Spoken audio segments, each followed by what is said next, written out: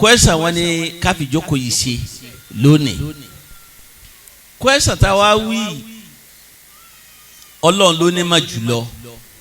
wa fawqa kulli dhi ilmin alim nítorí wọn kó gbó wájọ báyìí ni pé ibi tẹ́nìkan bá tí ó bá sọ̀rọ̀ dé kẹ́nìkejì ó bá parí ẹ̀ torí ẹ̀ tí ó máa dáhùn Ibn Qayyim rahimahullah ó ṣe tírà tá à ń pè ní I'lamul Muwaqqi'in an Rabbil Alamin I'lamul Muwaqqi'in an Rabbil Alamin ìtumọ̀ ẹ̀ ni pé láti jẹ́ káwọn èèyàn mọ àwọn tí wọ́n sáyìn fọlọ́wọ́ ọba gangan àti yìí pé àwọn gangan wọ́n ń gbọ́ ẹnu. a dúpẹ́ fún Ọlọ́run ọba alágbára ọba ọ̀gá ògo ọba tí ó fi wá ṣe kò ń gẹ́ ẹ̀sìn rẹ̀ ojú orí rẹ̀ ọ̀nà rẹ̀ ìlànà rẹ̀ tí ó lálẹ̀ fún aráyé láti tọ̀ tọ́lọ̀ ní kí a jókòó nítorí ẹ̀ ní òní tí ṣe ọjọ́ kìíní oṣù Ṣàbán ti 1400 àti ọdún 45 lẹ́yìn ìjírà òjíṣẹ́ ńlá Muhammad sallallahu alayhi wa sallam tó ṣe láti Maka alápọ̀nlé lọ sí Madinatu Munawwara ìjókòó tá a jókòó Ọlọ́run kó gbà ní ẹ̀sìn fún wa. àwọn bàbá olùkọ́ àgbà ní ìlú Ìwó tí ń táwọn afáfi bẹ̀rẹ̀ ìjókòó yìí tó tún rán wa létí wọn Ọlọ́run bá ṣe àlékún kẹ́ wọn àlékún kẹ́ wọn àdójúkọ Ọlọ́run jẹ́ ọmọ dá láéláé ẹ̀yìn wọn Ọlọ́run jẹ́ ọbàjẹ́ láéláé kọ́lá agbára ti tóbi rẹ̀ Ọlọ́run gbogbo ń tán filẹ̀ ní dáadáa Ọlọ́run kí o ṣe àlékún rẹ̀ kó jẹ́ kó máa pọ̀ sí kó ní àlùbáríkà ẹ̀san rí tọ́lọ́mọ san fún ẹrú Ọlọ́run tó wá sí tọ́lọ́run nítorí tiẹ̀ Ọlọ́run jẹ́ kí bàbá máa rí ẹ̀san náà láéláé kọ́lá agbára ti tóbi rẹ̀ Ọlọ́run lẹ́yìn ìgbà náà mo kí àwọn Alhaji Iskeel Hajj White tí Ọlọ́run fi sábà bí ìjókòó tí a wà lónìí ọlọ́ba yóò gbà lẹ́sìn fún yín o ọlọ́ba yóò gbà lẹ́sìn fún yín o ọlọ́ba gbà lẹ́sìn fún yín o àti gbogbo àwọn tó ń bẹ pẹ̀lú yín tíṣẹ́ tẹ̀ ń ṣe fi ń júṣe lọ́dọọdún Ọlọ́run ó gbà lẹ́sìn fún gbogbo yín lápapọ̀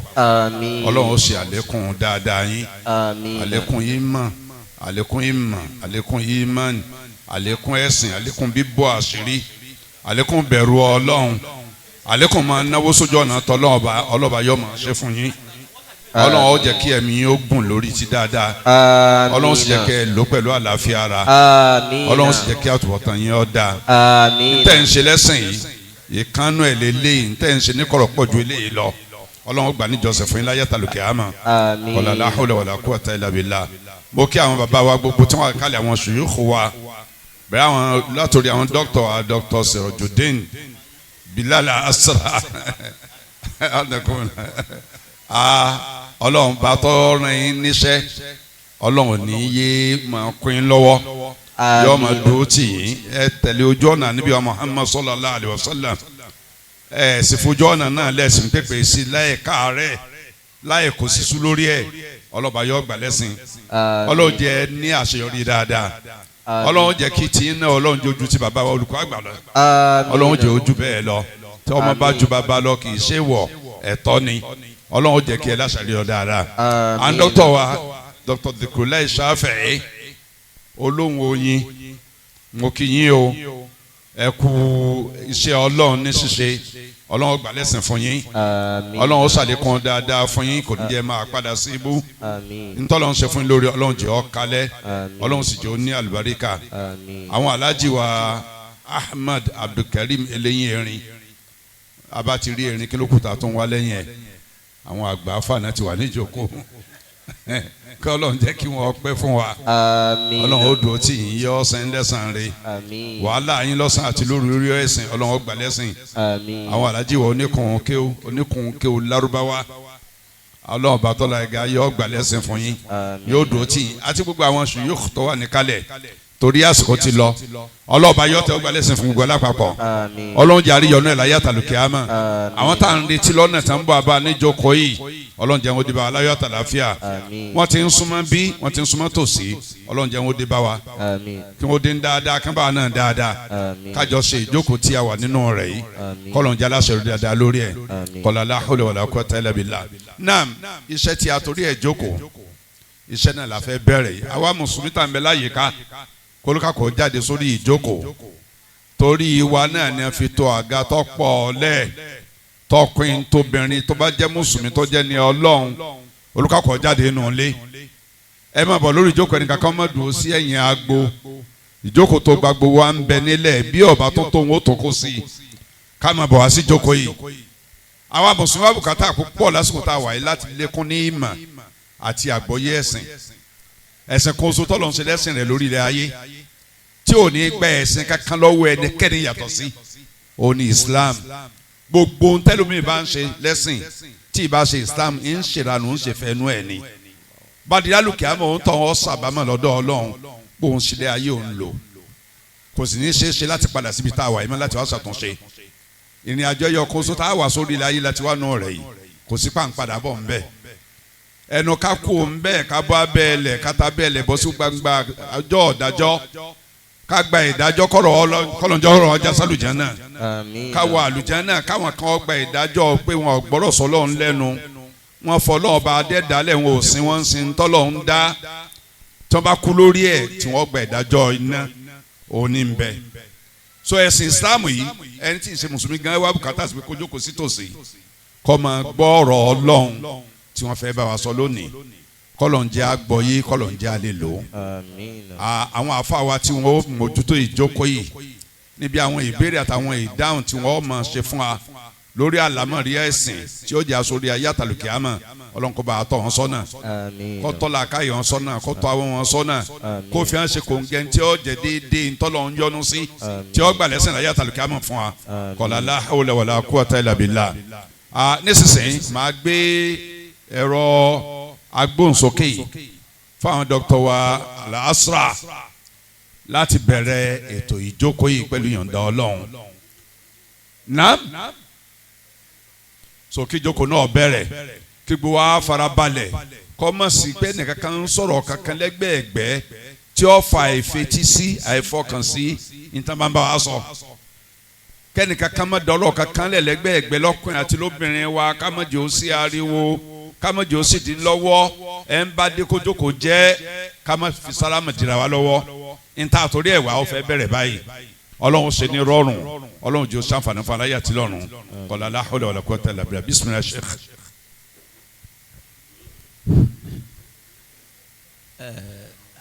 mo rò pé àwọn question and answer náà kì í pè ní wọ́n bẹ̀rẹ̀ question. ṣé àwọn questions wà lọ́dọ̀ yín.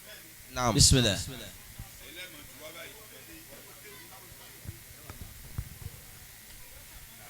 Assalamu alaikum wa rahmatullahi wa barakatuhu. gbogbo ẹ̀yin afáwa tẹ́ wà ní kálẹ̀ dákùnjẹ́ fetí sí àwọn ìbéèrè tí wọ́n máa bẹ̀rẹ̀ a máa pẹ́ nìkọ̀ọ̀kan tí wọ́n máa bá a dá ìbéèrè tí wọ́n bá ti jù sí wa. lákọ̀ọ́kọ́ kí a tó bẹ̀rẹ̀ ìbéèrè wọ́n sọ wípé inshallah wọ́n máa ha ìwé àti báírò wọ́n máa ha fún ẹnìkọ̀ọ̀kan wa so àwa tí a bá ní ìbéèrè tí a láǹfààní àti wá síta bí ẹ̀yin màmá wa kẹ́ ẹ kọ́ sí ara àwé náà kẹ́ ẹ fi ránṣẹ́ sí bí báyìí wọ́n bá yín kà pẹ̀lú òkú Ọlọ́run. náà ní abẹ́ bẹ́ẹ̀ wọ́n bẹ̀rẹ̀ sí máa bá wa béèrè àwọn question yẹn lọ́wọ́ àwọn dókítà wa. naam asalaamu alaykum wa rahmatulahi wa barakatuh. ìbéèrè àkọ́kọ́ tí ó wà níwájú mi báyìí gẹ́gẹ́ bí wọ́n ṣe kọ sínú àkọsílẹ̀ òun náà ni pé kí ni ìdájọ́ tí ó wà fún lílo tẹ̀sùbà ìyẹn ni ìbéèrè àkọ́kọ́ bẹ́ẹ̀ ni sà. ìdájọ́ tó wà fún lílo tẹ̀sùbà naam bẹ́ẹ̀ ni sà. naam àwọn dókítà ni wọ́n dáhùn ìbéèrè náà àwọn dókítà lásà. bisimilahi rahman rahim. سبحانك اللهم لا علم لنا إلا ما علمتنا إنك أنت العليم الحكيم وتب علينا إنك أنت التواب الرحيم اللهم علمنا ما ينفعنا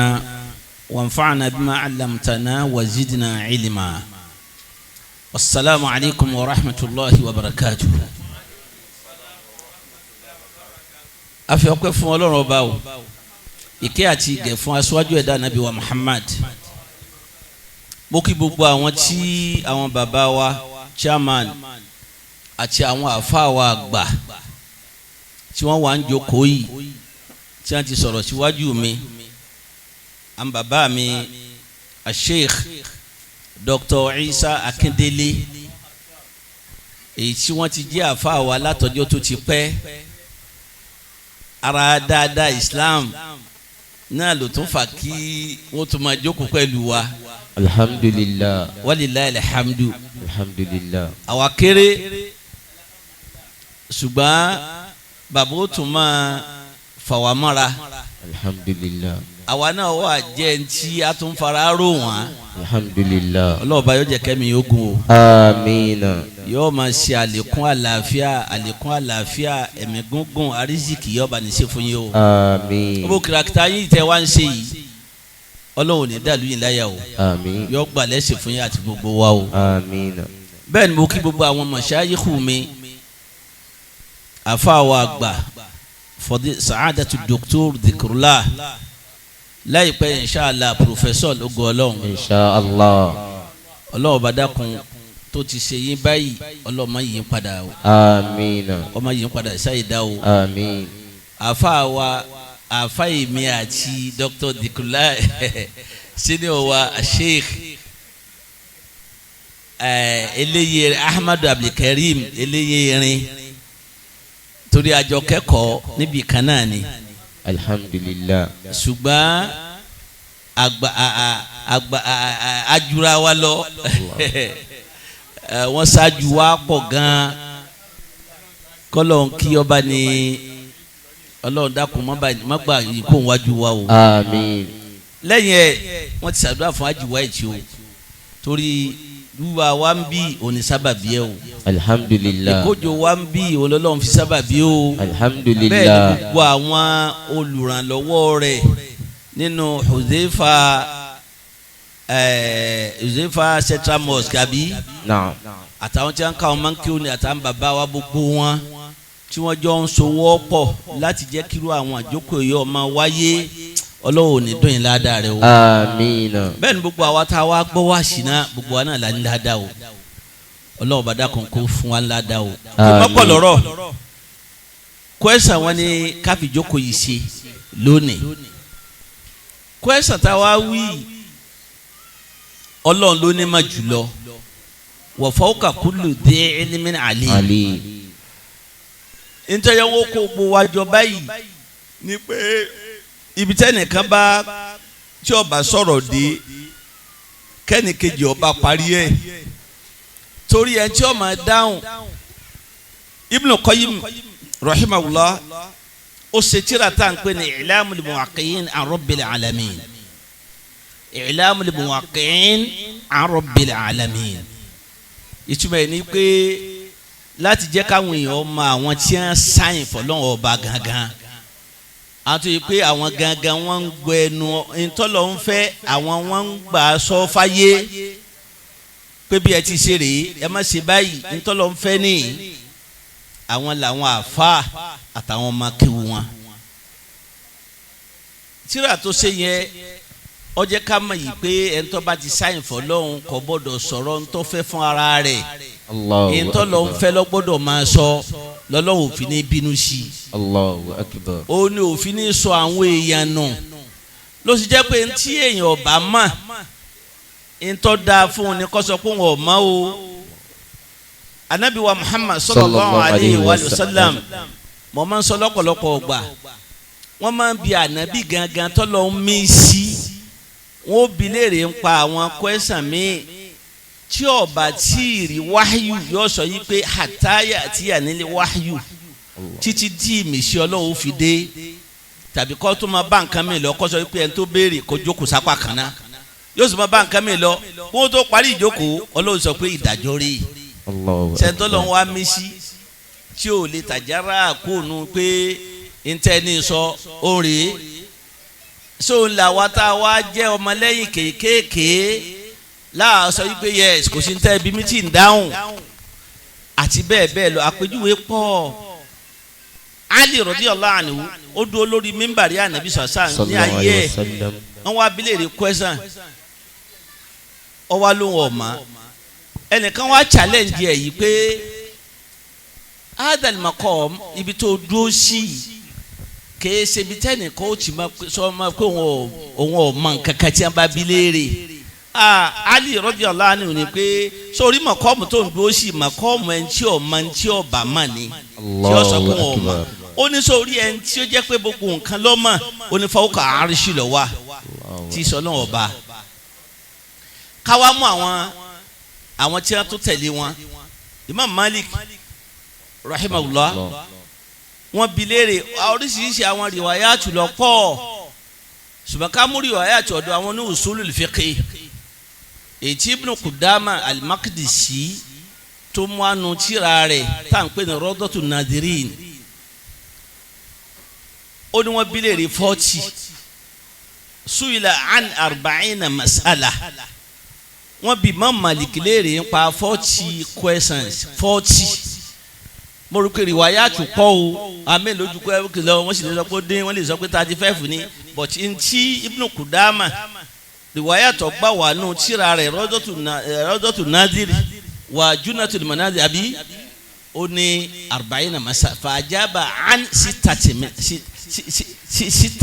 minha ọ̀dà mẹ́fà péré ń bẹ wàjábà ní 40 minha ọ̀dà mélòó mẹ́rin fakọ́lá fi 36 la adiri 36 yòókù olóhùn ọ̀ma Malik tí a ní la yufta wà Malikun fil Madina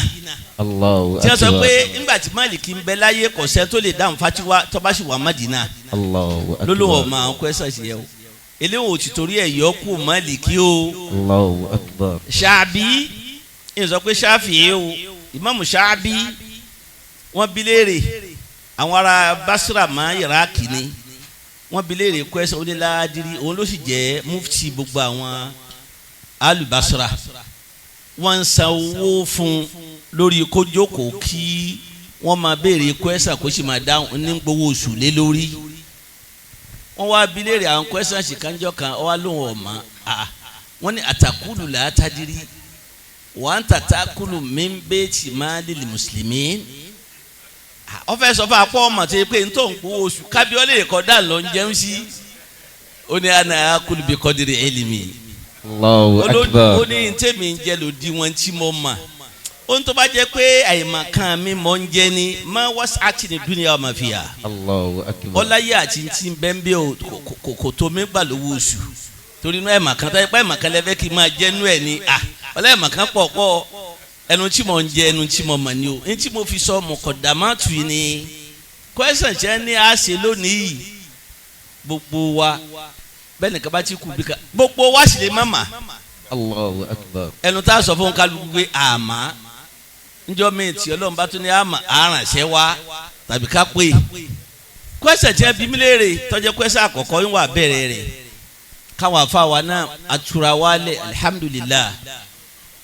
ibi tí ẹnu ọba dé ẹnu wọn sọ wọn ní subuha tá à ń pè ní tasbihu tá a máa fi ṣe kíni subhanallah anabi wa Muhammad sallallahu alayhi wa sallam nígbèsí ayé rẹ̀ kò lo tá à ń pè tẹsùnbárì tasbihu ní tá a fi wẹlọ mímá subuha gangan ní tá a mú lọ yẹ tasbihu ni káwé lọ mímọ́ subha gangan ni nta ń lò fún kò lórí o àwọn sọ̀hábà sì lò ẹnu tí bẹ́ẹ̀nbẹ́ẹ̀ ni pé ìyá wa Sọ̀fíyà anabi wa Muhammad sọ̀sá orí njọ́ kan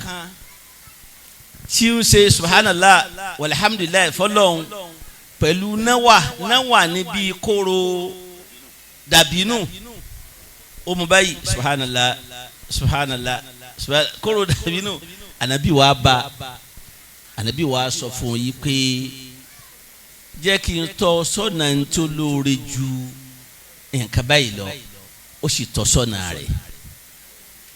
sẹ́ẹ̀rí iye làwọn àáfà wa fi sọ yìí pé ṣé subuha yìí tọ́jú pàánà bí ó lò sáà lè lò ó wọ́n wá ya pẹ̀lú sọ́nà méjì láwọn onímọ̀ inú àti ẹni subuhayi ká má lò ó kálukú ló lẹ́rìí tiẹ̀ o wọ́n ní torí pàànà bí ó lò àwọn sọ̀hábà ò lò ẹni tí wọ́n sì bá ti ń lò kìí ṣe subuha ìta ń lò ní ń lò sẹ́mi yìí pé wọ́n rí wí ń bẹ̀ yẹn inú wọn ni bàbá wa Albani wà bàbá wa Fawzan bàbá wa Zaid Abubakir Zaid Abubakir àwọn yẹn ni kódà àwọn tiẹ̀ ṣe tírà lórí ẹ̀ ní bàbá Zaid Abubakir kọlọ ọba kọba ní dájú gbogbo àti àti kunu wọn o àti àmì ẹbẹrẹ ayé Ọlọ́run dákun kọba ní sàn pẹ̀lẹ́pẹ̀lẹ́ o. àwọn apá kejì làwọn tí wọn ní kò ṣe wọn bí ká lò ó àwọn yẹn ẹnu wọn bàbá wa Ibn Taymiya ẹ wò rahimahullah inú ẹni bàbá wa Ibn Bazi wa inú ẹni bàbá wa Uthaymin Sheikh Saleh Muhammad Saleh Al-Uthaymin wọ́n ní kò ṣe wọ́n bẹ́ẹ̀ àwọn tí wọ́n ní kò ṣe wọ́n bẹ́ẹ̀ kí lè rí wọn.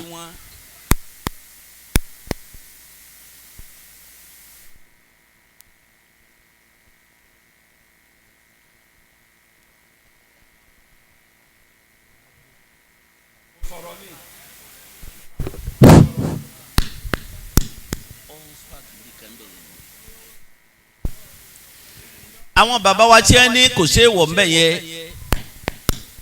àwọn ní lákọ̀ọ́kọ́ pànà bí òòlù ọ̀sọ́ ibi ká má lò wọ́n ní kò sọ pé ká má lò bánà bí ọba tiẹ̀ lò kí ni sábàbí ẹ̀ ní yí pé lóòótọ́ ọwọ́ lànà bí lò ṣùgbọ́n ká wá sọ pé nìkan tí ò lè rántí nǹkan torí gbogbo nǹkan ló ní máksọ́dù rẹ̀ ló ní èròǹgbà rẹ̀ tó bá jẹ́ pé ó fẹ́ fi máa sin Ọlọ́run ọba rẹ̀ ní tàṣbíhù ni ó fẹ́ máa fi wọlé ọba mímọ́ ni kò ṣe é wọ̀ ń bẹ́ẹ̀. ṣùgbọ́n kó jẹ́ ọwọ́ òun lọ́wọ́ ahsan wa ahwad wa afdol kó lu ọwọ́ rẹ̀ tánàbí lò màkàwálà ṣe kìyàsù ẹ̀ wọ́n ní kò ṣe wọ́n bí kìyàsù torí pé táwọn yẹ pé kódà ni mutilaku àlùsọ̀sọ̀ ọba sọ fún sọfíyà yìí pé má tiẹ̀ ntọ́nká yìí má tiẹ̀ má lò ó ìbá sọ fún un pé má lò ó ẹlẹ́ẹ̀kejì nínú àwọn sọ̀hábà tí wọ́n lò ó inú wọn ni Abu Huraira wa tá náà tó náà fi bí náwà yẹn kàǹtì nǹkan ẹnìkan ò sí takò Abu Huraira sọ̀hábì sí ni nítorí náà gbogbo àwọn nǹkan tí ọba nídìí ká kọ̀ndẹ́mù kò nídìí ká kọ̀ndẹ́mù ẹ̀ ṣùgbọ́n o májẹ̀mú rẹ̀ ọ̀nbẹ májẹ̀mú àkọ́kọ́ ní kiri ìyàwó ọ̀mọ́ wọ̀ ọ́ ṣíárì mi kọ́mọ̀jẹ̀pá máa gbé lọ́ọ́ kiri ló jẹ́ pé ọ̀pọ̀lọpọ̀ àwọn tí wọ́n máa ń lò ó tí mo rí ibi tí wọ́n máa ti ṣe náà dáadáa gan-an tọ́pọ̀lọpọ̀ wọn bá wà nínú mọ́tò wọ́n máa fà ní díẹ̀díẹ̀ ẹnì kéè má bẹ́ẹ̀ ni ẹnu ò sì ní dákẹ́ kó n bí ìrántí Ọlọ́run kíni ṣubuha yẹn náà ni wọ́n máa fà ni wọ́n máa lò tàbí kó jẹ́ pé láàrin wa àtọ́lọ́ lẹ fi lò àbí bí tó bá ti kírun bẹ́ẹ̀ ló ti kó o ti fà á ní fífa yí pé òǹkà yẹ yóò lè azikaru ni Dhikrullah ni yóò sì lè máa káàntì ibi tó bá fẹ́ kó dé tó bá sàn kà tó ń kà tó o sì fọkàn sí tó bá ti ka 33 lápèjúwe o ti rí kókó tí wọ́n ti dì má o tún bẹ̀rẹ̀ wà alhamdulilayi 33 o ti di kókó o ti kà pé nù fẹ̀ǹtì ọba lè rántí ibi tó ka kíní ẹ̀ dé tí wọ́n bá ní kílè mi gbà yìí pé kíní ọ̀rọ̀ àwọn yẹn ni tí ọba ti sí rìyáwù bẹ́ẹ̀ tí o yìí ṣe pé rìyáwù ṣe á rí mi tá a fi sọ a lè wo báwọn èèyàn ti ń lò ó ká sọ wípé a fẹ́ wá bàjẹ́ rárá ẹ rí i pé bọ́pọ̀lọpọ̀ tí lò ní kó gbé kọ́rùn ṣe á rí mi ti wọ̀ kó lọ mọ́wọ́ tàbí kó wo méjì wọ́n ti wo méjì nìṣe tàbí kó máa fà á níṣẹ́jú gbogbo àwọn èèyàn ẹ máa yọ máa wọ táwọn èèyàn ó tún máa bá sọ̀rọ̀ tí ó tún máa sọ̀rọ̀ lọ yọ máa wọ kí á lọ wọ́ tàbí kó máa sọ yí pé wò ó ìnà tọ́sùn bá àti tó dejò ní ìsìn tó ṣe ṣàwọn yìí pé gbogbo yẹn ti di ibi tí àràmù wà ìyẹn làwọn tí ń wò ní pé tá a bá tiẹ̀ wo wádìrún bí wọ́n ti ń lò ní ìsìn ó tún ká sọ pé kò dáa but a wà ní wádìrún a fi síbi lílo ń kálukú àtàníyàn tó bá fi lò ní nítorí náà bọ́ọ̀ bá lè rántí ń tọ́ fọwọ́ kàdé bó jẹ́ pé ọwọ́ èmi tẹ́ ń wò yìí gan ọwọ́ mo fi máa ń kàkínní mi torí ọwọ́ nǹkan ọwọ́ àyíṣàrù ọ̀rọ̀rùn láti ṣe bọ̀tí mi wà lè pé kọ̀ rọrùn lọ́pọ̀lọpọ̀ gbà tẹ́ bá fẹ́ pé ọ̀rọ̀rùn fẹ́ tó bá mọ́lá bọ̀tí ẹni tí ò mọ́lá kéèyàn tó kàkínní tán gbà mí ó bẹ́ẹ̀ fẹ́ ṣe pé la ilaha wahdahu la sharika ẹ fẹ́ kí 100 lápèjúwe bí ìbá ṣe pé ẹ̀ka tí mo bá ṣe kélé yìí ń ṣe ẹ̀ka mẹ́ta ń sọ pé 15 ń fi lè sọ pé 15 àkọ́kọ́ nu tí mo bá tó ka 15 kejì ṣe àgùntàn yẹ pé kí ni mo mú lọ tí mo ti mọ̀ pé 100 péré ni nígbà tó bá débi ìparí ó ti mọ̀ pé 100 nìyẹn ilé ọwọ́ àyè sáré lọ́nà bẹ̀rù nígbà tẹ́nìkan ọba ti rí mi pé mò ń fà á ṣe pé láàrin èmi àtọ́lọ́run tí mo fi ń ṣe tàṣìbíhù fún ni nítorí náà ìwọ tó bá lò tó jẹ́ ni ọlọ́ọ̀ tó jẹ́ oṣù náà lò ó ṣùgbọ́n má jẹ́ kí iṣẹ́ arí mi ọ wà ń bẹ́ẹ̀ má jẹ́ kó o lò gẹ́gẹ́ bí ìbáàdà tó fi ń sin náà láàrin ìwọ àtọ́lọ́run tí èsì yìí pé ọ̀fẹ́ kẹ́nìkan ó rí ọ tàbí kẹ́nìkan máa sọ yìí pé àáfàá ni kódà gbogbo ẹnu ẹ̀ kàn máa ń ṣe subahana láì ní ara dàbò fi ń dẹ́rù balẹ̀ ó fi ń dẹ́rù bá àwọn èèyàn ìyẹn láàfin sọ pé kò dáa wal ilmu inda Allah. jazakumullahu khairan. jazakumullahu khairan. nínú ẹ̀yin àfáwá tí ẹ wà ní kálẹ̀ ta ló ní àfikún lórí rẹ̀ o ní ṣókí alhamdulillah.